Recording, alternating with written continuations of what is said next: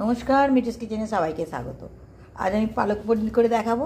তার জন্য বড় বড় করে পেঁয়াজ কেটে নিয়েছি, রসুন, আর এখানে জল বসিয়েছি, পালং শাকটা সিদ্ধ হবে।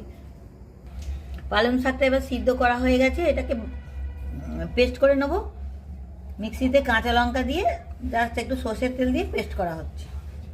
আদা রসুনটা বাটা নিয়ে বেটে নিয়েছি একসঙ্গে, একটু জল দিয়ে, কারণ জলটা লাগে তাই আদা রসুনটাতে জল দিয়ে বেটে নিয়েছি।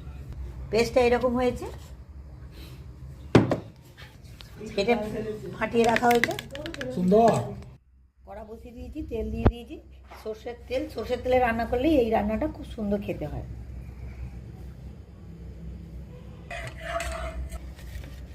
এবার ফোড়ন দিয়ে দেবো একটু, দুটো তেজপাতা আর একটু জিরে, কাঁচা জিরে গোটা।